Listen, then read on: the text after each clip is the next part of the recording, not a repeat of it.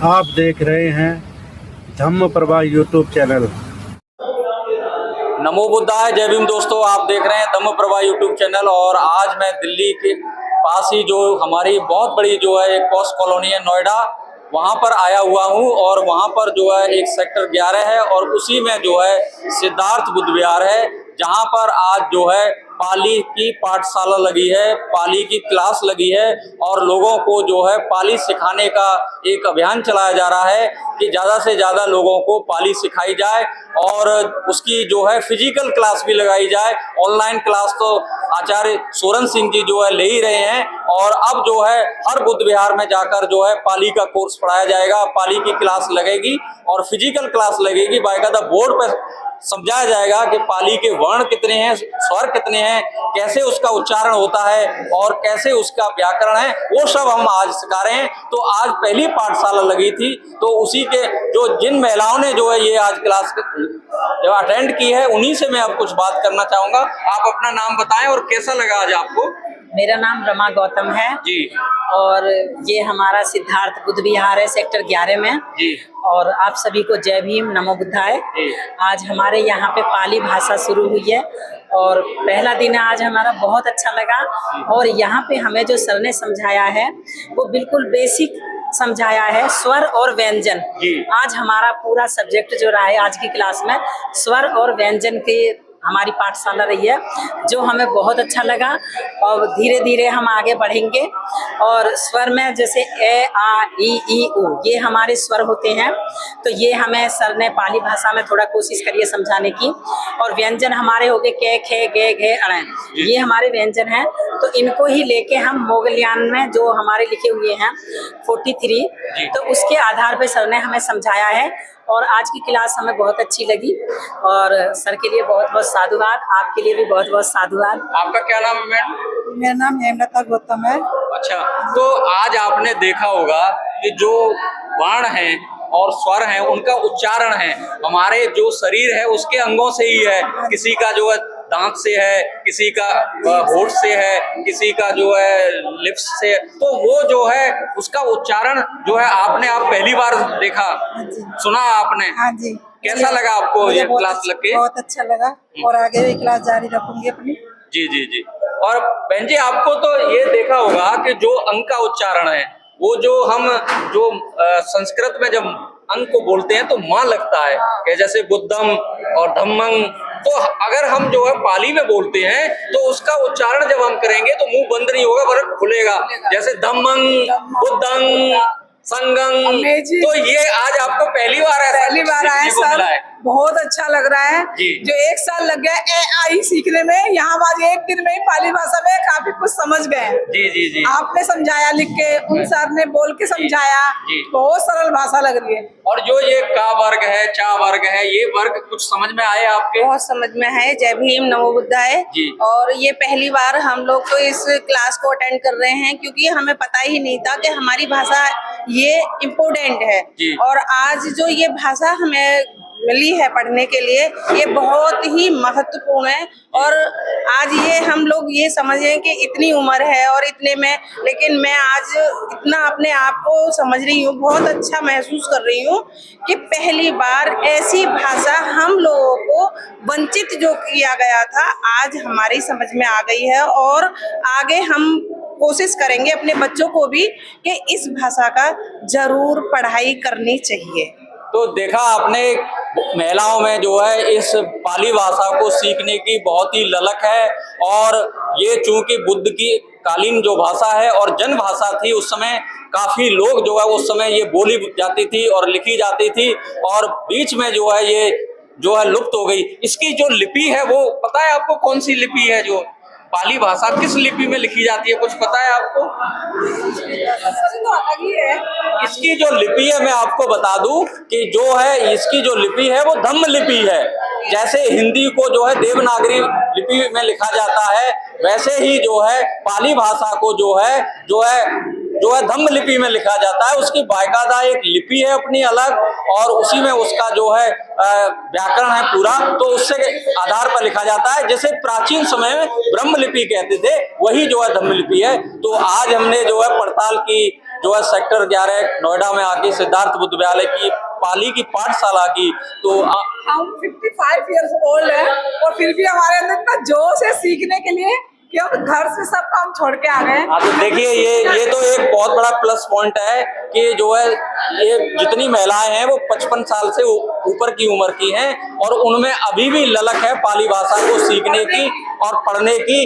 तो ये तो इतनी अच्छी बात है कि देखिए कि इनको जो है इतना जो है अच्छा लग रहा है कि ये आगे भी इसको जो है सीखना चाहेंगी। तो ये बहुत खुशी की बात है कि अब हमारा जो बुद्ध धम्म है वो आगे बढ़ेगा, क्योंकि जब महिलाएं जब धम्म से जुड़ती हैं तो बच्चे ऑटोमेटिकली उनसे जुड़ जाते हैं और धम्म आगे बढ़ता है। तो धम्म का कारवां आगे बढ़ता ही रहना चाहिए। आपका नाम क्या है मैडम, बताइए? मेरा नाम अनुराधा है। अनुराधा जी, आप पहली बार आपने क्लास अटेंड की है? थोड़ी सी अटेंड कर लिया। तो कैसा लगा आपको? मुझे बहुत अच्छा लग रहा है। मुझे बहुत लग रहा है कि मैं और आगे भी करूं, इसको पूरा कंप्लीट करूं। आप और आगे सीखना चाहेंगे? ये आपका बहुत तो ये जो है इसकी एक बेसिक जो सिखाने की किताबें भी आती हैं और 31 दिन में पाली बनते जो है उन्होंने भदंत आनंद कौशल्यान जी ने जो है एक किताब लिखी है 31 दिन में पाली। उस किताब से भी आप बहुत कुछ सीख सकते हैं। मैं जरूर सीखूंगी, मुझे बहुत इच्छा है सीखने की, मैं जरूर। तो देखिए हमने जो है बात की है, आज पड़ताल की है। तो आज के लिए बस इतना ही। नमो बुद्धाय, जय भीम दोस्तों। चिन्हित किया गया है जिनको कि हम कहते हैं कि लिपि बनी, क्योंकि लिपि उसके बाद की बात है, भाषा के बाद में ही हमेशा लिपि बनी। लिपि मतलब कि हम इसको अ जो हमारे मुंह से सब निकल रहा है अ, एक स्वर है ये हमारा अ आ। जब नहीं किसी ने सुना तो बोल दिया आ, कुछ और का मार दिया बच्चे को, तो ये सारी आवाज निकल रही है ना, ये स्वर है। और व्यंजन में थोड़ा सा, व्यंजन में हर एक व्यंजन में स्वर लगा हुआ होता है। हमारा जिन्हें हम बोलते हैं त, थ, ग, क, ये आधा का है और आधा आ है, इसे मिलके ये क, ग, ये व्यंजन बनेंगे। और ये व्यंजन भी अब मैं थोड़ा सा गुरु जी अपनी बात को थोड़ा सा समराइज करने की कोशिश कर रहा हूँ, क्योंकि आवाज़ है थोड़ी सी आप तक ढंग से नहीं पहुँच पाई पहले। तो मेरी आवाज़ तो काफ़ी ठीक है ना, सबको क्लियर आ रही है, ठीक है। और इसे नहीं बताऊँ मैं क्योंकि जो हमें ना हम अपने हिसाब से बता रहे हैं, क्योंकि जहाँ कुछ और बच्चे हैं ना जो और आगे बढ़ेंगे वो अपने और इनसे ज्ञान काफ़ी आगे बढ़ा देंगे। हम अपने जो उपयोगी है बहुसंख्यक के लिए मैं उस चीज़ को बताना चाहता हूँ और ऐसे बताना चाह रहा हूँ जो आप बहुत पहले से जानते हो, उसको ही सिर्फ आपको स्मरण दिलाना चाह रहा हूँ। तो आपने स्वर समझ लिया और व्यंजन समझ लिए। हमने स्वर पढ़े हैं, हिंदी में भी स्वर पढ़े हैं और हिंदी के व्यंजन भी पढ़े हैं। कुछ जब विकास हुआ तो उसमें कुछ स्वर बढ़ गए हिंदी में और कुछ उसमें स्वर बढ़ गए, व्यंजन बढ़ गए हिंदी में बढ़ा दिए। हम उन बड़े हुओं को अगर निकाल दें तो ये पूरी हमारी पुरानी प्राकृतिक स्वर आ जाएंगे और प्राकृतिक हमारे ये व्यंजन आ जाएंगे। जो अभी गुरु जी ने बताया कि 8 स्वर हैं कच्चायन के हिसाब से। कच्चायन एक हो रहे हैं परवर्ती विद्वान है, भगवान बुद्ध के बात हुई है, तो मोगलायन भगवान बुद्ध के पीरियड के थे, तो उन्होंने भी अपनी व्याकरण बनाई और ये सारी व्याकरण उस समय की। अब जो हम पाली बोलते हैं तो पाली में ये मत समझिए कि भगवान बुद्ध के वचन ही संग्रहित है, और ये पाली हम समझ रहे हैं, पढ़ रहे हैं, हमारा उद्देश्य भी यही है कि भगवान बुद्ध के वचनों को हम अच्छे ढंग से ग्रहण कर सकें, सीख सकें, हम हमारे मस्तिष्क में बैठ जाए वो चीज़। तो ये जो कच्चाइन ने बनाया वो उन्हीं भगवान बुद्ध ने जो प्रवचन दिए उनके आधार पर ये चीज़ें बनाई कि ये 8 स्वर हैं और इसमें 33 व्यंजन है। इस तरह से मिलके 8 और 33 41 होते हैं। कच्चाइन ने 2 और जो उन्होंने मोगलाइन ने 2 और जोड़े हुए तो मोगलाइन की व्याकरण है। उसमें अब मैं जैसे बताता हूँ कि 8 स्वर में हिंदी के कौन से नहीं, सारे हैं। एक तो इसमें ए जो बड़ी ए होती है वो नहीं, इसे निकाल दो। एक जो बड़ा ओ होता है औरत वाला वो नहीं है, इसे दोनों को निकाल दो तो हिंदी के स्वर और पाली के स्वर आपको याद हो जाएगा। क्लियर है यहाँ तक? इसी तरह से अब मैं व्यंजन की बात करता हूँ। बड़ा ओ औरत वाला और बड़ी ए ऐनक वाली, जो ऐनक होती है, एक तो छोटी ए होती है और एक बड़ी ए होती है, तो उसमें बड़ी ए को निकाल दो और बड़े ओ को निकाल दो। तो ये एक भी बड़ी मात्रा है ना, जो बिंदी रखी है, बिंदी में मात्रा हो ये मात्रा है ना, ये तो मात्रा, तो मात्रा कर देते हैं। मात्रा में कुछ चीजें ऐसी हैं, अब देखो पूर्ण रूप से तो विद्वान नहीं हो पाएंगे। जिस स्टेज पे हमारा इंटरेस्ट आया है, भगवान बुद्ध का धर्म दोबारा यहाँ पे हम सीखने को आए हैं। बहुत समय काफी समय तक लुप्त हो गया था, लुप्त कर दिया गया है, हो गया, मैं उसमें नहीं जा रहा। तो अगर नोटबुक ना हो तो गुरुजी इनको हाँ और ये पेन भी दे दो, अगर किसी को पास ना हो, जो चीज़ उचित समझे आप नोट कर लेना। तो जिनके पास है उन्हें लेने की जरूरत नहीं है। तो स्वर व्यंजन क्लियर हो गए आपके? क्लियर हो गया सर एकदम। अच्छा, अब दूसरा में एक चीज छोटी सी, व्यंजन में हमारे में फर्क है, हिंदी में ज्यादा है। अच्छा। और ये हिंदी के व्यंजन हमारी हिंदी और संस्कृत दोनों में है। और ये जो विकास हुआ है इस लिपि का, लिपि मतलब जो भाषा के बाद में लिपि आई, तो लिपि के और भाषा के बाद में व्याकरण बनी है। इस तरह से क्रम चलता है, क्योंकि क्रम में सबसे पहले हमने बोलना सीखा, उसके बाद में हमने लिपि से ध्यान करना सीखा कि ये लिपि होती है, ये इसका चिन्ह है, ये आ का चिन्ह है, ये ई का चिन्ह है, ये क का चिन्ह है, ये ख का चिन्ह है। ये चिन्ह हमारे बाद में ये लिपि के हिस्से हो गए। और इसके बाद में जब हमारा आया जो इसको ही व्यवस्थित तरीके से किया गया, तो वो क्या बन गए, वो व्याकरण बन गए। तो अब ये कच्चायन की व्याकरण के हिसाब से गुरुजी पढ़ा है। तो अब इसमें मैं थोड़ा सा एक दो चीज बता रहा हूँ मोटी मोटी, अगर उसे दिमाग पर रख लेंगे तो बहुत सारी चीजें आपकी समझ में आ जाएंगी कि कौन से शब्द जो हिंदी में आज हैं लेकिन पाली में नहीं थे। पहला तो शब्द जो सबसे ज्यादा मुझे लगता है, एक तो वो है र। र को आप ध्यान में रखो, र को, र में र शब्द पाली में भी है, हिंदी में भी है। लेकिन र में जो आधा रा होता है उसे तीन तरह से लिखते हैं। आधा रा सभी जानते होंगे, मैं रिपीट रिमेम्बरेंस के लिए आपको बता देता हूं। एक प्रवृत्ति का रा अलग होता है, आर्य, आर्य का ऊपर उड़ा हुआ होता है आधा। एक व्रत, व्रत मतलब वो व्रत नहीं है जो आप उपोषण करते हो, ये व्रत है वो जो उसमें आता है, उसमें नीचे नीचे न्यू करके लगाया होता है। ये तीन व्रत होते हैं ना, तीन जो राह है ना, ये आधे राह है। इसमें लिख, ये तीनों ही आधे राह पाली में नहीं है। जो ग्रंथ मैंने कई, मेरे अंदाज में मेरे पास में 7-8 धम्मपद होंगी, और तो है ही है, धम्मपद भी देखी, दूसरी भी पुस्तकों को मैंने देखा, तो उसमें एक चीज पाई है, ये कच्चायन की व्याकरण का ही ज्यादा प्रयोग हुआ है। उसमें 8 स्वर हैं और हमारे 33 व्यंजन हैं। तो कच्चायन को इसलिए हम प्रमुखता से यहाँ पे हाईलाइट कर रहे हैं। तो अब इसमें जो पढ़ते हैं, जो ब्राह्मण में जो ब्र आता है, आधा आधा आधा आता है, ये ब्राह्मण का शब्द थोड़ा सा बड़ा कंफ्यूजिंग है। कुछ लोग इसको बड़ा प्रोटेस्ट करते हैं कि ये वो उसमें घुसा दिया गया है, प्रक्षिप्त कर दिया गया है। और कुछ लोग इसको कहते हैं कि अरे जब उसमें जो कहते हैं कि ये जो भाषा में हमारे में अंग बन गया है, अब तो हमें इसे स्वीकार करना नहीं चाहिए। तो जो ब्राह्मण का शब्द वैसे बम्बड़ शब्द होता था, बम्बड़ को ब्रह्म कर दिया। एक तो ब्राह्मण शब्द आपको इन जो कच्चायन के हिसाब से जो हम आज कल पढ़ते हैं अपने पाली में, धम्मपद पढ़े या कोई चीज़ पढ़े, तो एक तो वो 2-3 शब्दों में मिला है मुझे। तो एक तो ब्राह्मण में, एक ब्रूही, ब्रूही कहते हैं किसी चीज़ को बढ़ाना, ब्रूही में मिला है। और एक मिला है ब्रूमी, ब्रूमी मतलब मैं कहता हूँ। मैं किसको कहता हूँ? मैं कहता हूँ उसको मैं ब्राह्मण कहता हूँ। कौन को करता हूँ? जो राग द्वेष मोह से मुक्त हो गया है। भगवान बुद्ध कहते हैं कि कितने श्लोक हैं उनके कि तमह ब्रूमी ब्राह्मणो, ब्राह्मणन है या ब्राह्मणो है, वो थोड़ा सा कंफ्यूजन है, वो बाद में करेंगे जो वो आगे आएगा। तो यही चीज़ सीखनी है। वैसे हमें विभक्ति हम थोड़ी सी सीख गए तो शायद पाली को अच्छे ढंग से बेटर अंडरस्टैंड कर पाएंगे। तो यहाँ पे 2-3 शब्दों को छोड़ के बाकी आपको कहीं पे भी जो आधा, जो ब्राह्मण का आधा, वो कहीं नहीं मिलेगा। जो रा, आधे रा की बात कर रहा हूँ। एक जो ऋषि वाला रा है, ऋषि वाला रा भी पाली में नहीं मिलता। ऋषि वाला रा नहीं मिलता पाली में। ये मैंने जो रा बताया है, इसको मान के चलो 2-3 को छोड़ के बाकी आपको कहीं आधा रा नहीं मिलेगा।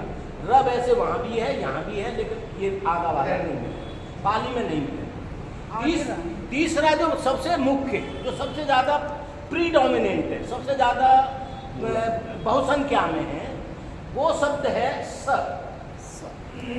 स जो हमारी आज की हिंदी और संस्कृत की वो है, इसमें सा में आपको 3 मिलेंगे, जिसको हम बोलते हैं सा सीटी, सा षटकोण, सा सवा। देखें ना आपने तीनों। पाली में सिर्फ एक स है, जहाँ भी स शब्द आए और कहीं आप गलती से उसको सा षटकोण नहीं लिखना, और सा षटकोण कहीं लिखा हुआ तो समझो कि पाली नहीं। जहाँ सा सीटी वाला स नहीं मिलेगा, अगर आपको कहीं मिले तो समझ लेना कोई सा सीटी वाला स नहीं है, ये पाली नहीं है।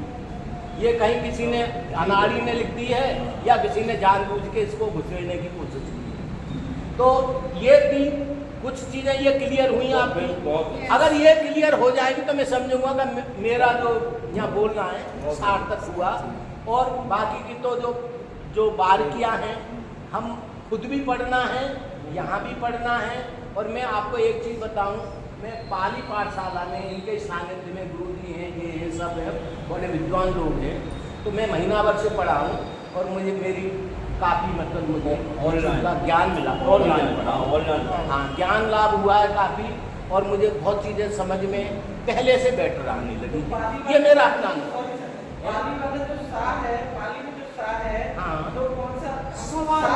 सवाल वाला है, सा सीटी वाला, सा षटकोण वाला पाली में अगर मिले तो समझो गलत है। ये मोटी चीज़ है और मैं समझता हूँ कि 50% आपको इस चीज़ से समझ में आ जाएगा कि पाली और हिंदी में क्या है। एक चीज़ और है छोटी सी इसके आगे ही, एक चीज़ ये गुरुजी जैसे आजकल मेरे पीरियड में मैं तो बड़ा इच्छुक था समझने का, लेकिन मुझे कोई जगह स्थान नहीं मिला, समझ नहीं था। आज मिला है तो हम थोड़ा सा सीखे हैं। एक ऐसे ही पाली पाठशाला वाले प्रचारित करते रहते हैं कि वो कई आजकल यूनिवर्सिटियाँ भी इसको अंडरटेक कर रही हैं, पाली को बढ़ावा बहुत मिल रहा है। और अगर इतना ही बढ़ावा मिलना लगा, अगर इसे राष्ट्रीय भाषा हो गई है, तो समझ लेना कि शायद हम में से बहुत सारे पाली के अध्यापक होंगे और शायद हमसे ही निकले होंगे, तो हमारा ही इंटरेस्ट है। तो बच्चों को भी प्रोत्साहित करो कि अच्छे नागरिक भी बनेंगे अगर अच्छे बच्चे वो सीख जाते हैं तो, और हो सकता है उनको जॉब की अपॉर्चुनिटी भी काफ़ी मिलने के आधार है। तो इसलिए आज पाली का सीखना बहुत ही प्रासंगिक है, बहुत ही आज के समय की एक डिमांड है और ये सीखना है। तो इसी में थोड़ा सा उन्होंने एक शब्द बोले जो मुझे अभी भी याद है, लेकिन बहुत कुछ हमारी क्लैरिटी मिल गई उससे। पाली में एक शब्द है, बोलते हैं जैसे मंगलम, मम मुंह बंद हो गया ना, ये संस्कृत का वो है। मंगलम मुंह खुला रहेगा हमारा। जितने भर भी अंकी बिंदी वाले आते हैं हमारे, बुद्धं शरणं गच्छामि, शरणं धम्मं कम्मं, जितने भर भी हैं अंग आएगा ना, हमारा मुंह खुला रहेगा। अंकी ये है, अंका बिंदी में हमारा मुंह। अब ये सब कुछ हम, ये जो भाषा है, स्वर है, व्यंजन है, हमारे मुंह से ही तो निकल रहे, वाणी के ही से। तो वाणी को अगर हम अच्छे ढंग से सीख जाएंगे तो अगर हम कहें मंगलम, मुंह बंद हो गया ना हमारा, ये संस्कृत का वो है। मंगलम अंग मुंह खुला रह गया, ये पाली का वो है। इस चीज को आप निश्चित रूप से आप समझ लेना, तो इससे बहुत क्लियरिटी आपको आएगा। निगहित बोलते हैं, ये चीज सीख लेना, ये धीरे धीरे खुद भी पढ़ना, यहाँ भी सीखना, लेकिन इसको निगहित बोलते हैं। निगहित बोलते हैं, लेकिन वैसे अब प्रैक्टिस में जो प्रैक्टिकल वो है उसको यही समझ लो, जहाँ हमें अगर बोलना है तो आपको मुंह बंद करने वाला नहीं बोलना, मुंह खोलने वाला बनना है। हम मुंह खुल गया। शरणं अंकी बिंदी बहुत है। इसको विभक्ति में एक चीज और मैंने देखी जो आप आगे पढ़ेंगे, क्योंकि विभक्तियों को पढ़ाएंगे यहाँ पे, और जहाँ से भी पढ़ो विभक्ति अगर हम सीख गए तो हम संस्कृत भी सीख गए और हम पाली भी सीख गए, क्योंकि ये सारे शब्द कई शब्द बहुत सारे उसमें होता है ना, वो हम बाद में, वो सब्जेक्ट नहीं है फिलहाल, सब्जेक्ट में मैं सिर्फ ये इंट्रोडक्टरी अभी की। तो इसमें एक चीज़ और होती है कि एक विसर्ग होता है, विसर्ग जो 2 बिंदियाँ होती हैं साथ ही, पाली में ये विसर्ग नहीं है, पाली में ये विसर्ग आपको नहीं है। तो इसको भी ध्यान में रखना है कि पाली का विसर्ग कभी हम स्वतः है तो 2 बिंदी लगा दे, ये पाली नहीं है, ये आइदर हिंदी है या आपकी संस्कृत है, देखिए पाली में हमारे ये विसर्ग नहीं है। तो ये कुछ मोटी मोटी बातें।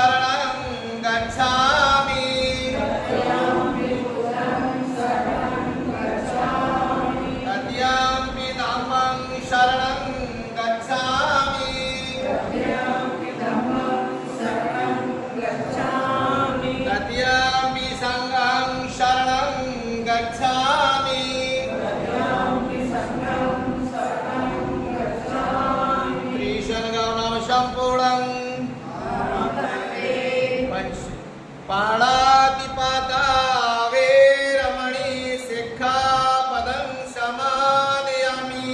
पाणातिपाता वेरमणि सिक्खापदं समादयामि। अदीनदाना वेरमणि सिक्खापदं समादयामि।